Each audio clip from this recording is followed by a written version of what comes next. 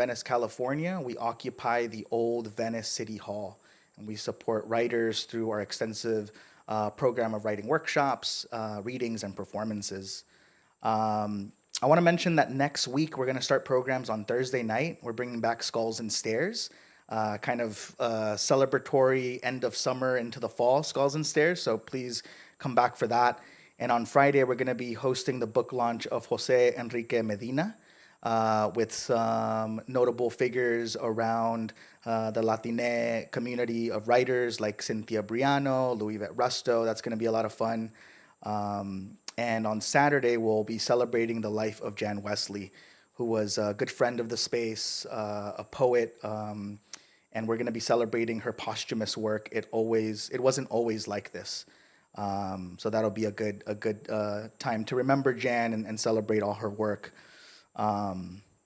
So do please come back for all of that and more.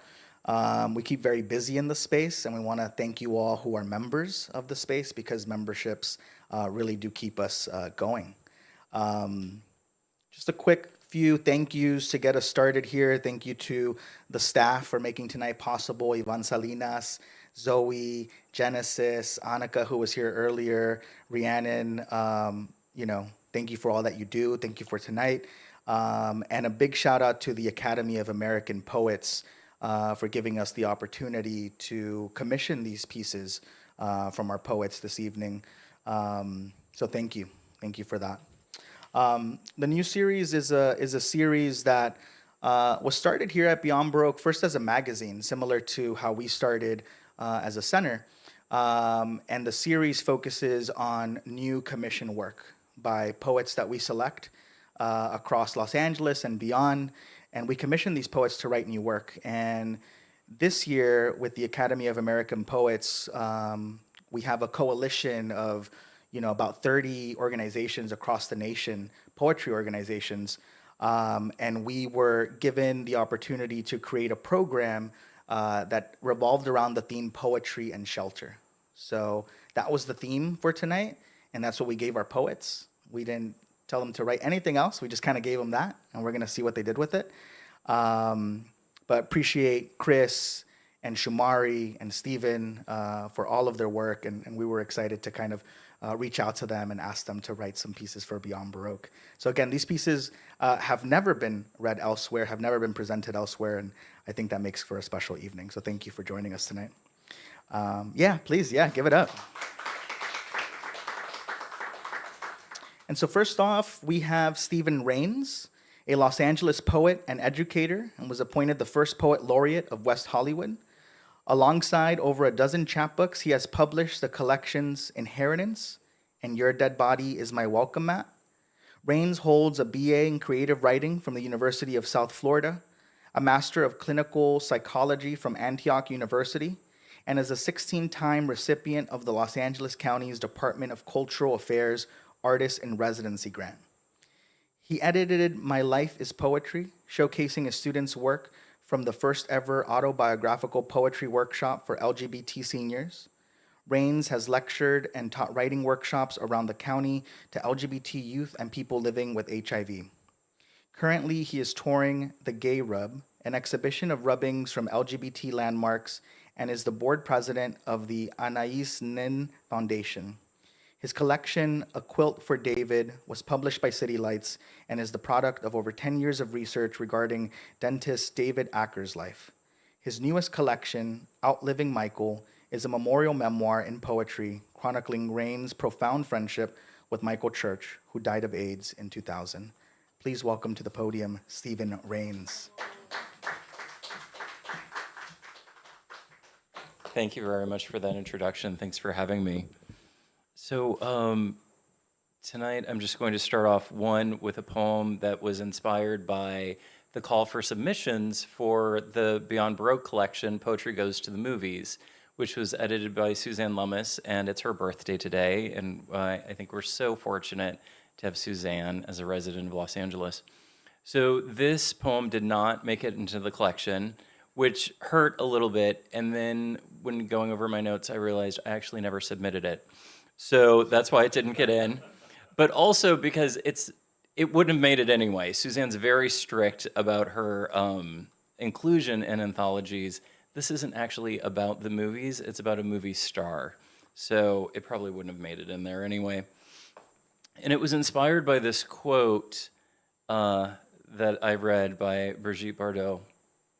I always have looked for passion. That's why I was often unfaithful. And when the passion was coming to an end, I was packing my suitcase. And so it inspired this poem. Brigitte Bardot always wanted fire. What had it felt like to stop seeking passion? When it slowed down, no longer a run or a rush, the relationship routine and settled after decades of being a comet, a fireball, an endless orange sunset with champagne. When kisses happened less, love notes no longer penned, airport greetings were just a peck, not one cheek, but both, in that charming and familiar French way, and they felt familiar, like family. To sleep at night when lovemaking was no longer, Brigitte would take sleeping pills. They were on the ready the 2 times she tried to kill herself. Did the dimming of passion feel like death or the reason to die? And this is one of the poems I wrote specifically for tonight. It's called Estate. I've been hunting estate sales, outfitting and upgrading my home. I was on every email list, text change. I knew all the houses within 20 miles where death had emptied closets, or where children, burdened with care, had hired out the sifting and sorting. As a boy, my favorite sport was people watching. I could have been an Olympiad, inventing stories of strangers on sidewalks. Though young, I swore on my accuracy. Now, years later, I do the same, but the people are gone. Only the artifacts remain, and I build stories into them. Sometimes the listings give hints. Once they used the word fabulous, and I knew it must have been a gay man's house, and it was. The most recent one read the home of a physician. Inside, it was frozen mid-century, never updated since the start of her career. Her bookshelves brimmed with self-help titles, spines like Staying Young, Stop Aging Now, The Longevity Bible. Money spent, hours read, all of that pleading with time. I stood there feeling sad. Her education, vocation, and effort couldn't halt the inevitable. I started to tear up, grieving that none of this worked.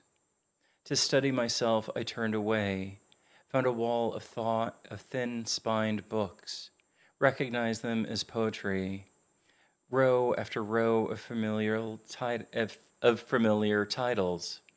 I smiled.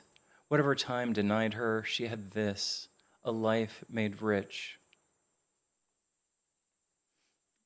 And this is the second poem I wrote for tonight, and then I'm going to read from my new collection. It's called Dominance Hierarchy. If you put my exes from my teens and 20s in a police lineup, there'd be no mistaking them. No confusion who left my apartment, who you met at a party, or whose photo you saw. No shared features. I pursued them because each carried a shine. Notoriety, talent, intelligence, or the kind of money only seen in movies. The football star turned model, the famous drag queen, a lead singer, the millionaire's son, each glittered for a different reason. I thought their shimmering could shelter me, that their luminescence might provide a spotlight, glint, or even a shard for me to shine.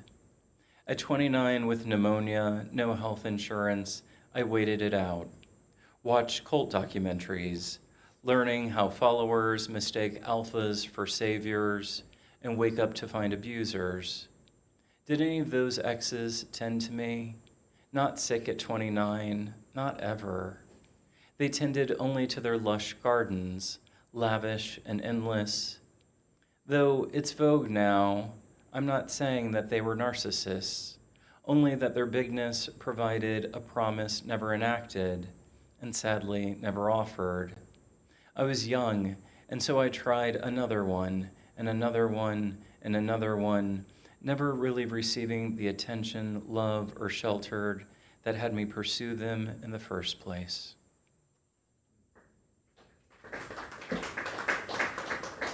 Thank you.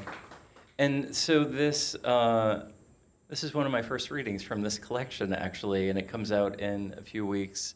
It's called Outliving Michael, and it's about my friendship with Michael Church, who died of AIDS in 2000. And I'm just going to read. I'm going to read a couple poems.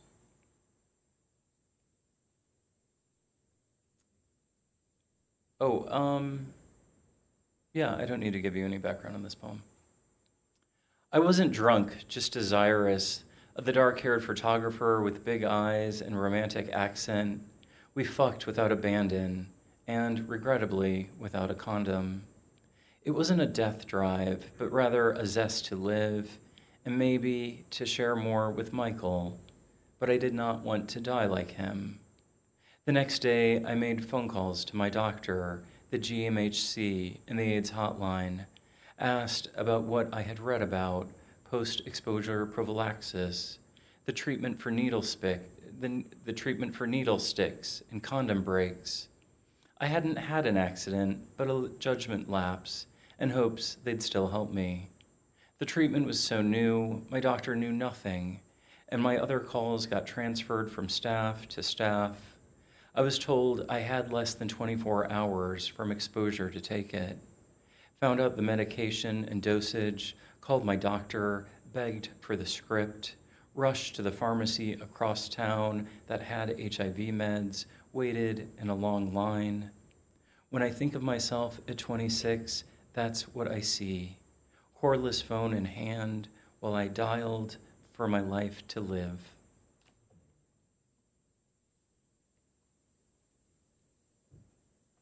And I think that, most of us can track our lives by a musician or a novelist. And in this poem, I'm charting my friendship with Michael with the writer Andrew Holleran. So in it, you're going to hear some of Andrew Holleran's, the titles of his books. Michael gave me a copy of Dancer from the Dance, told me it was his memoir. I held the book and laughed. This is a novel by Andrew Holleran. But, he said, it was the closest thing to his life he had ever read. When The Beauty of Men came out, Michael had bought it at the mall and set it on his nightstand for years. The jacket's colors matched his decor, and knowing Michael, this is why it stayed there. The last Holleran book Michael read was In September, the Light Changes. The glossy paperback had a railing overlooking an ocean, blue sky, and a ghost-like figure looking out to the water. I didn't read it then, though I could have when I sat on his couch in those months I'd stayed with him in Naples. On those long afternoons he spent in bed, sleeping or watching TV with his dog by his side. His dementia frustrated him so much, he threw his cordless phone on the lawn. Those last few months were terrible. I tried to take care of him and couldn't. Our May-September friendship didn't allow a restructure. He wasn't so accepting, and I was so young, wasn't a good caregiver. He painted his living room salmon because it went from bright in the daylight to a soft warm in the evening. When Michael died, the light changed for me. His walls lustered a little less. My life did too. 6 years after Michael's death, I held Holleran's last book in my hand, the title still, even all these years later, aptly fitting, Grief.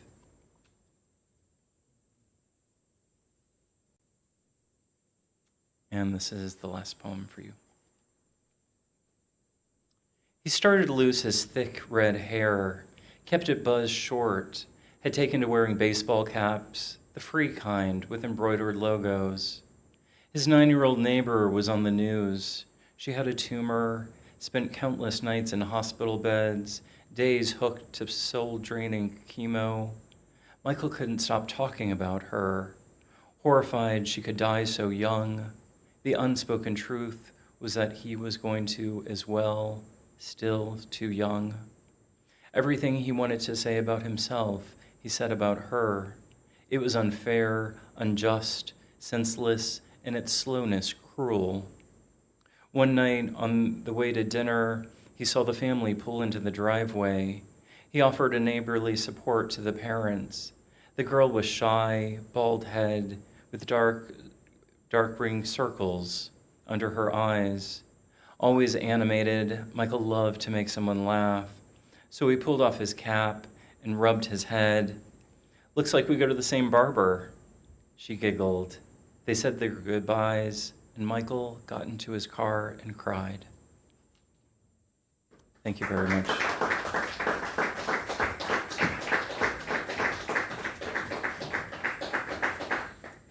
Thank you, Stephen. Wow, we got like new poems and a sneak preview of the new book. That was amazing. Thank you so much. Up next, we have Shumarí. Is a two-spirit trans woman, documented writer, visual artist, and healer. She is a 2023 Lambda Literary Fellow and 2022 Tin House Scholar. Féi is the author of Hood Criatura, the forthcoming Undocumente, and Chabachi Doll. Féi's poetry prose is published in Los Angeles Review of Books, Poetry, Academy of American Poets, Hayden Ferry's Review, Oxford Review of Books, Trans Media, Somewhere We Are Human, Here to Stay, Split This Rock, F News Magazine, and more. Féi is descendant of the Pima, Raramuri, and Kora peoples, candidate for SAIC MFA class of 2026. Please welcome to the stage, Shumarí.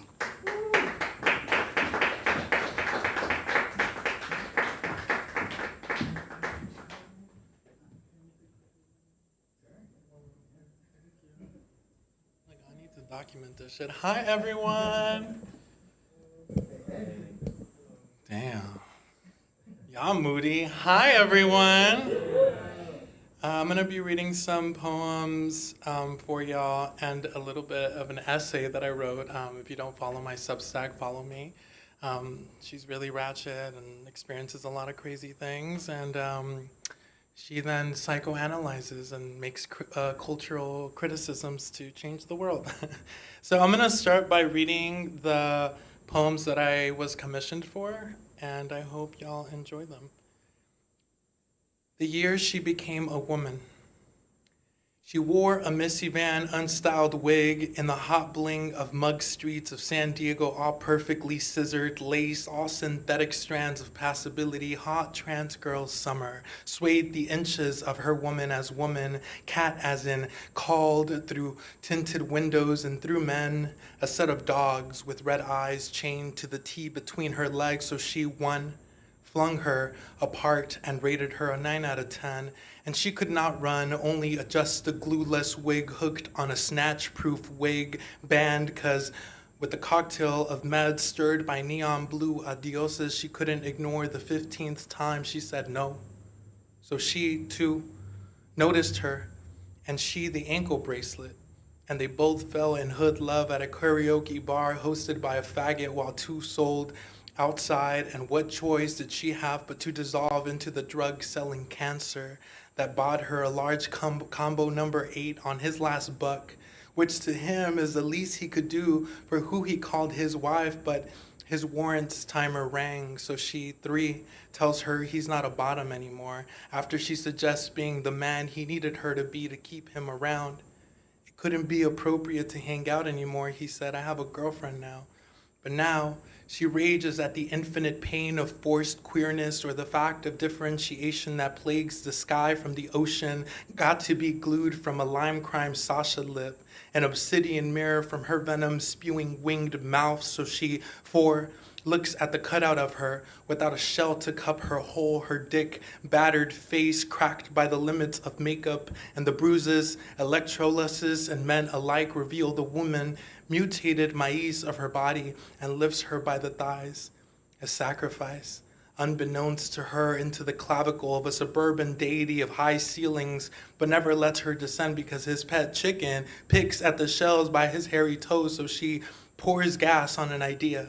So she coils ones and fours rape in her mouth, subtracts 2 and 3 like Sour Patch Kids, all blasé about the roulette of faceless men she can't tell apart, splattered across her mouth this summer, no longer surprised by the unraised snot on her grip, the oil and lotion of her blight, a screen, and the fireworks she watches behind the rails, her jails, the parking structure they're at on this date, and she knows she does not feel sorry for herself, or falling in love, or failing to come.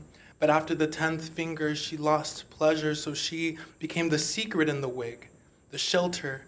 The only thing left, woman to woman, was to pray to the horn the next room, begging to what little God is left to give her strong, natural hair, as long as diamonds or chinas, so that when she becomes a realer woman like them, she'll be capable of facing the news count just how many more of her people were hunted, collected for taxidermy in deportation centers, and not hide them behind all her sex, so she, this time, wigless, on a palm leaf somewhere in the dirty halo that is LA, a man forced the possibility of romance on her.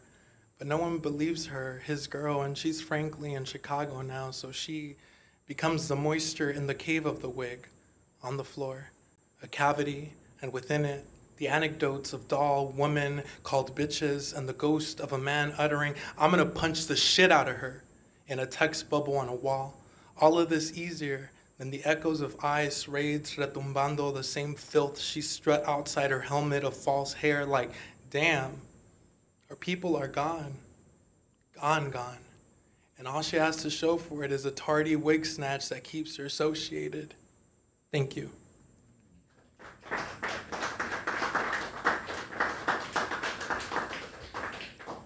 This next one's a little what I deem kumbaya. Enjoy.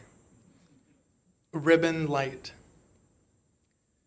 To commit to radiance is to ribbon light on all indiscriminately, or so the wise have said. Yet we wild light, strike it, blow it alive, scarce it, poke holes in it. In other words, we are afraid of the unencumbered light, therefore manipulate God, terrified of the eternal burst of dead stars we truly are in every world. Of violence excuses itself as God's self-exploration, sincere and childlike, tiptoed closer to the blue flame on the mecha. But I am afraid of not finding a refuge, an end to my endless ember, in a part that is solely my own to leave alone.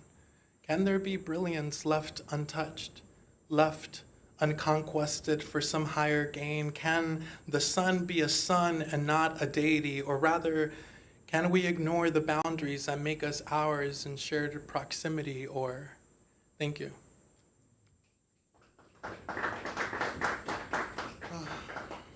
And this next piece is available on my Substack. I have a forthcoming book of essays that will be coming out next May of 2026. The title of that collection is Chabochi Doll. Chabochi is a Raramuri term for mestizo or foreigner, and doll, well, she's here. So it's an interrogation of my transness by way of my two-spirit identity as a diasporic, displaced, detribalized individual. This one's titled, I am not a drag queen, I am a trans woman. We all take our wigs off at the end of the night. But let me tell you something. I'm still an estrogen-pumped woman after stringing my 38 DD size bra on a lamb's neck and wiping the makeup off my face. I'm inherently a clown. I've even considered stand-up from all the comical atrocities that flavor my days, but no, I'm not a drag queen. I know trans people that are, and I clack my acrylics together in applause and support their job with deep admiration, like Sasha and Carrie Colby, Peppermint, and Kylie Sonique Love, my homies from LA that tear the stage, but me? I'm just a regular girl, a commissioned graphic designer, graduate student and writer, all feminine inertia, no performance that comes on and then off. There is no stage for me, only a man's world. Drag queens and trans women both doll up, both entertain in different capacities. The world is sweeter and brighter because we exist in our nuance. We have the experimental queens and we have the trans non-binary femmes, the pageant queens and the dolls that serve fresh salmon. We have camp queens and sassy bricks. We have drag queens, bulky and muscular, but with a flawless mug. And then we have the high femmes, factory made. There is a shuffle of identities that do drags, including cis and non-cis people, straight and queer people, and the endless spectrum of combinations of identities. Alike, we are queer and therefore a resilient stain society can never erase. We are the secret desire people stuff into their pockets, the spiritual calling to be something close to divine, no pun intended. We are both essential contributors to preserving what is left of humanity, but the turn shifts are different. Drag queens, in my argument, cis and in parentheses straight and queer men, take off the glam, the pageantry, the Bianca Del Rio, the weird, the hyper-feminine Georges, fulfill the work for their side coin, their Bob the drag queen job, but trans women clock into the daytime shift and the negotiation of our livelihood begins. We are women in a man's world irrespective of being makeup, tuck, and wigless. We remain all of our woman parts in the glaring sun, no disco ball or gelled lights, the color of a safer space to shield us wherever we go. There is only the morbid, transphobic, and bashing world, and yet we exist in our soundful strut and Colgate smiles. We remain a doll, even when we're dolled down. There is no collector's box we can revert into and be safer unless passability is factored into the equation. We take the trash out as women, grocery shop, walk 3 miles at a nearby park, go to a 9 to 5, or work remotely as a woman.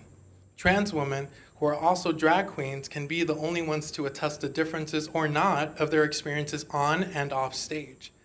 The only question left to hold is, how do we negotiate the world perceiving trans women only as momentary glimpses of entertainment of those of us that are not drag queens? This is the power of the colonial imaginary. Trans women are not perceived as embodied women in and out of dolling up, unless you're a learned ally or a decent human being that doesn't move around without questioning them. On nights out, when I'm serving puss, I have been asked if I'm one of the performers, or what time are you going up? Maybe it's precisely the fact that I am serving cunt that I'm assumed something beyond what I am, a woman. I can only make sense as a dolled up girly or dolled down curvaceous rarity if I'm here to entertain, in every sense of the world. Honestly, this turns me into a flame emoji-eyed caricature of myself throwing a shaking fist in the air. I'm turned into a stand-up comedian that will only ever be a red-nosed clown that doesn't suit my ferocious feminine prowess. Thank you.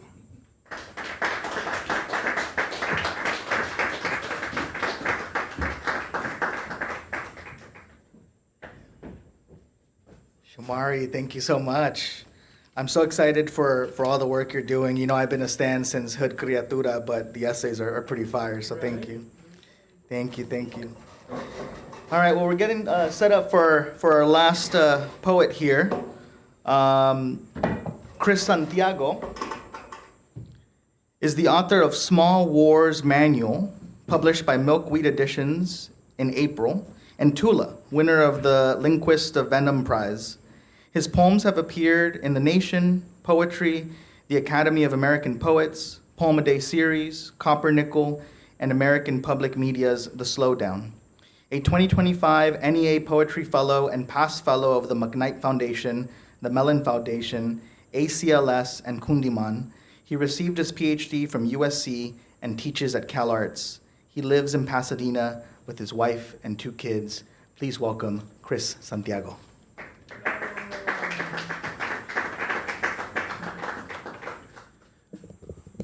Thank you so much. It's great to be back at Beyond Baroque, and it's something special. I think that the Academy of American Poets helped make this possible.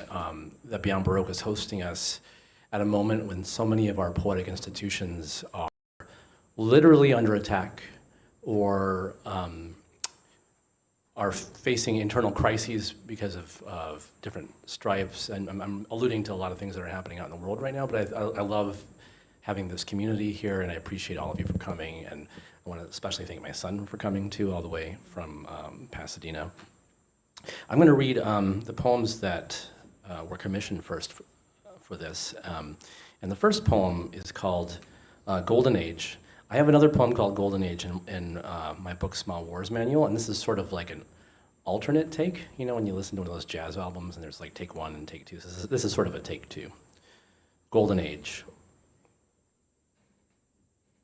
We are said to be living in the golden age of TV, but we have to wait for the children to fall asleep before we can binge on the arcs, the turns, the repartee.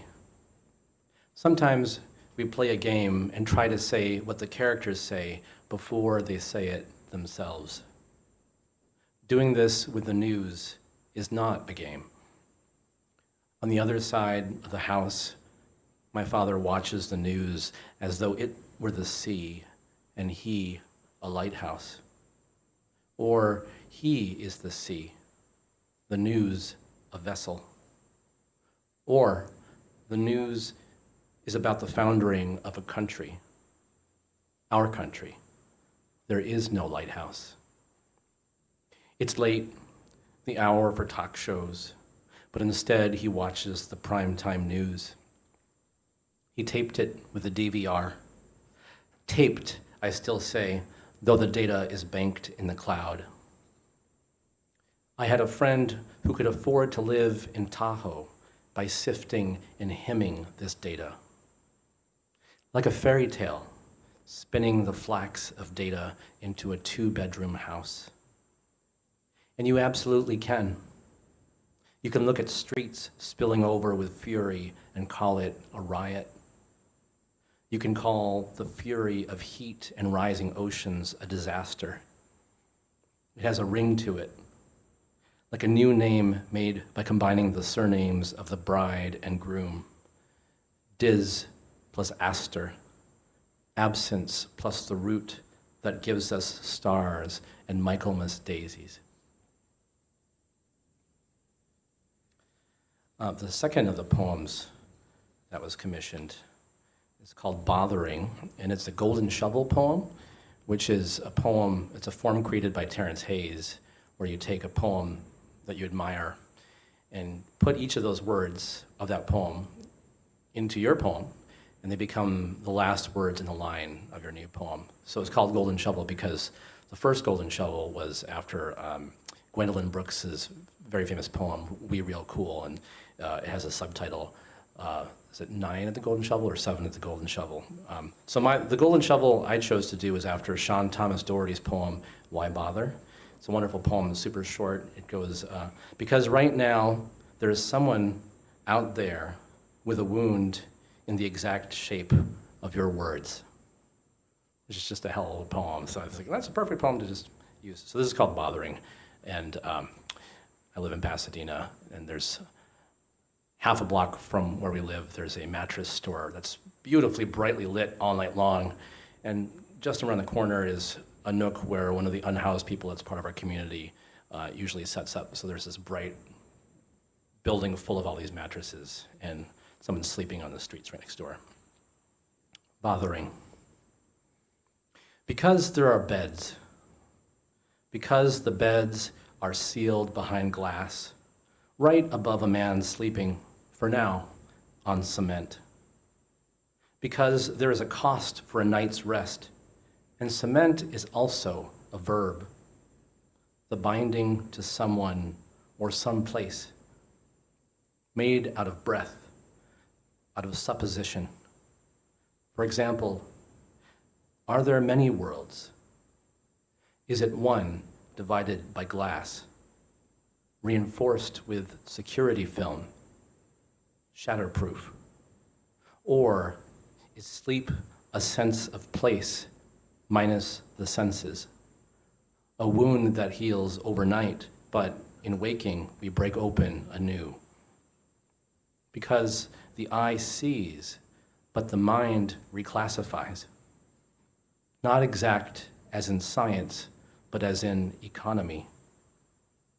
Is sleep the shape of the self when the self is gone? Out of currency, out of circulation, like your last coin, your least, like asking, why bother with words?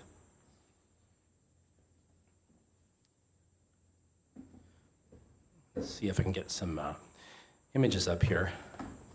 Stephen Shumarí, those were fire poems, and the essay, I can't wait to get that book, and I want to teach it when it comes out. It sounds really fantastic. I'm putting these up not to be all fancy, but because my book, Small Wars Manual, which came out in April, so the last time I was here I didn't have this book, yay, has 2 sets of Pechacucha poems in it.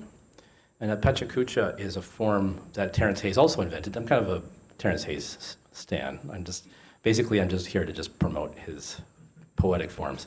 Pechacucha is a form that he borrows from Japan, a presentation form where you have 20 images, and every image you show for 20 seconds.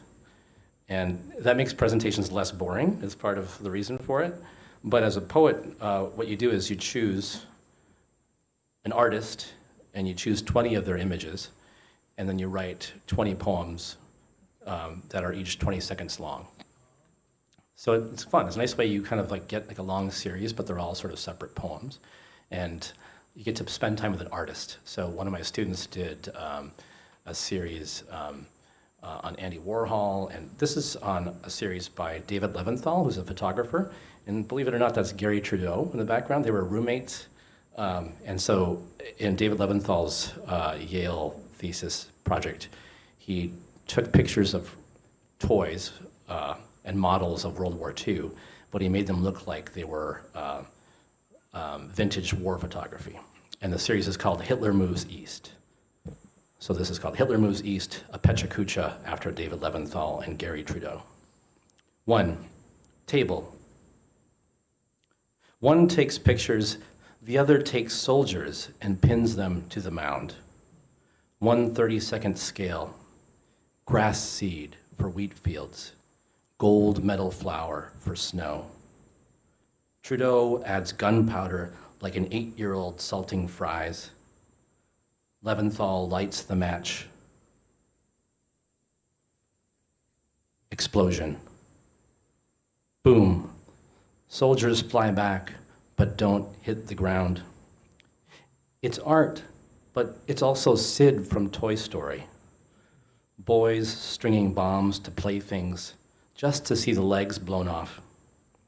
Men deal with life, William Cowper said, as children with their play, who first misuse, then cast their toys away. Oops. Field. This is also the cover of the book. The scale makes it easier to see the infant in infantry, to fall back to Old French and further, see infant, the one unable to speak. Ditto the dead, ditto grunts and snags, church bells melted for cannons, tin soldiers blazed up for shot. Mortar. Compared to war, Patton said, all human endeavor shrinks to insignificance. The mortarmen are the opposite. Toys lensed to light, becoming paper, then memory. The dead are called into a room that we can almost enter. Operation Barbarossa. That was the name of Hitler's invasion of Ukraine, where he betrayed Stalin and was trying to take over Russia and had to go through Ukraine. So Ukraine has had kind of a shitty century, to say nothing of the least. Operation Barbarossa, Ukraine. June 1941. The Germans sweep east into an endless country along a 2,000-mile front. But Moscow's a camera trick, always receding. Winter circles, having caught the scent. Leventhal tears open the flower. Machine gun nest. To play war, my brother and I got down in the pile, lined up troops so small they fit in the curl of my knuckle, positioned them in outposts, trenches carved out of plastic snowpack, and in the shadows of armchairs. Tipping one over meant notching a kill. Snowy grave. Each playset came with a handful of die-cast troops, doomed rebels, Imperials in white winter hoods. But we cut out the proofs of purchase and mailed them in. Build your armies, the catalog said. The reinforcements arrived in packets, like ammo, like seeds. Stahlhelm. I'm working on my Duolingo German, so I gotta say Stahlhelm. Before drafting for Boeing, Ralph McQuarrie survived Korea and a shot to the head. His sketches for Darth Vader were influenced by kabuto, samurai headgear. John Mallow took the sketches and modeled Vader's helmet after the Stahlhelm, the curve of the dome, the flare of the neck guard. Sidecar. The helmet tells you he is the enemy, the dead-eyed motorcyclist and his sidecar companion. But according to the wizards of Emeryville, California, everything has a soul. Not just toys, but robots, emotions. Even souls have souls. Even the enemy.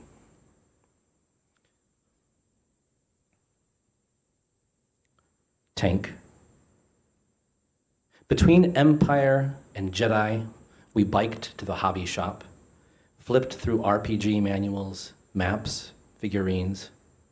I avoided the aisle of World War II kits, Messerschmitts with gondola cannons, tank-busting Sturmoviks, because it felt like the curtained-off back room of Schindler's, the look and smell of the men who went in.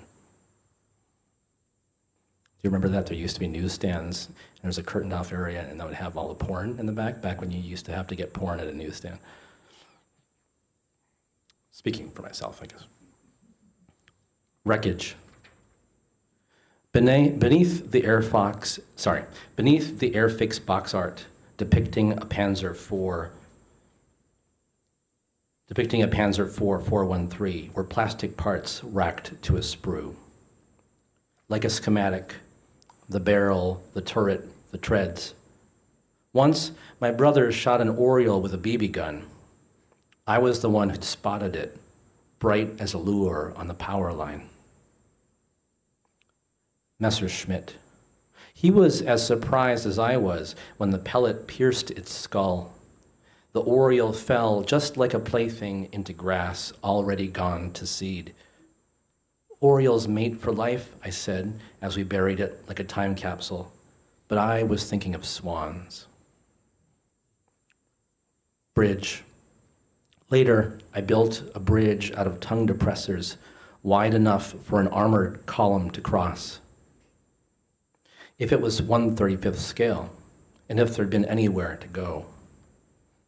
At night, the silence of the empty classroom crests like the silence left by a church bell after it's taken down and sent to the ironworks. Lens flare. My sons war online. Their uncle still collects toys, but lately he's been capturing their souls. There are others like him, armed with digital SLRs and online portfolios of comic book heroes posed as grave as Confederate statues and gift shop saints. Wounded. He can print missing limbs with his Mars 2 Pro, or parts for swapped and salvaged fighters, wing pylons, S-foils. Sometimes the plastic comes out stringy like honey or gut. Sometimes he twists off pieces and discards the leftover piping, the joints. Depot. PLA filament, derived from cornstarch and sugarcane, dissolves in a matter of months. In temperate climates, a commissioned officer takes several years to break down to bones. Dead passerines disappear in a handful of days. Land-filled army men, green and made of acetate polymers, can last 500 years. Soldier. 500 years ago, Crimeans expelled the Golden Horde. 500 years before that, Pope Adrian IV crowned Hitler's favorite Holy Roman Emperor, the red-bearded Frederick I, after whom the invasion of Ukraine was named, Barbarossa. Cargo hold. After mom dies, we clean out the house. Our aunts divide up the purses and shoes. Sean rifles through basement boxes of toys, but there's no sign of our die-cast troops, so small they've sunk to the bottoms of bins and returned to their mineral origins: aluminum, copper, zinc. Rifle. All human endeavor shrinks, but even small words contain worlds. See, seed sounds in old forms like said. To paint them, my brother must be steady as a watchmaker, match the new leg to the torso like a driver's side door. If I wanted to, he jokes, I could print the components for a working gun. Seed, spelled C-E-D-E on the page. And the last one in this series. Ars Poetica. Anything can fit in an image. Consider landfill. Consider North Pacific Gyre. Consider debris fields floating in geosynchronous orbit. How terrible if everything has a soul. How much more to answer for? Even small wars waged on the living room floor. Thank you.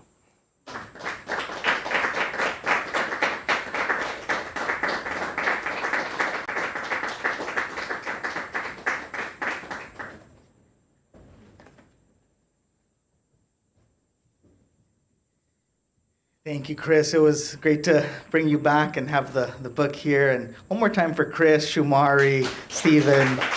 Wonderful work. You know, a couple years ago, we brought back the new series, and unfortunately, tonight was the only night that we'll be able to bring it back this year, thanks to the Academy of American Poets. But in May, as many of you know, we got some funding taken away by the current regime.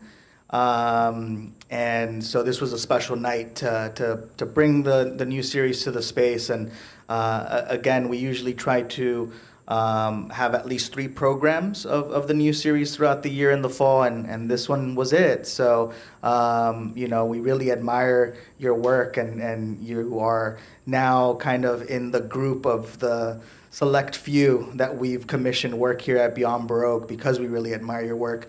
And we hope to bring it back next year. So we'll be activating the space with some small-scale fundraisers in the fall, and we'll try to continue to raise funds for this beautiful historic org and continue building community and art together. So appreciate you all for being here, and thank you for the work.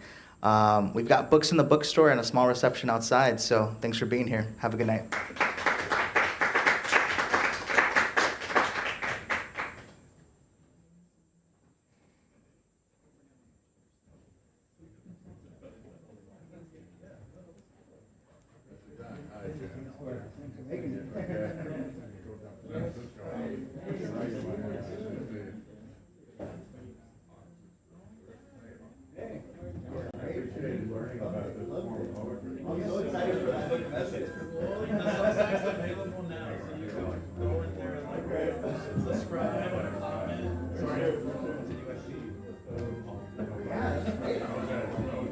Thank you very much.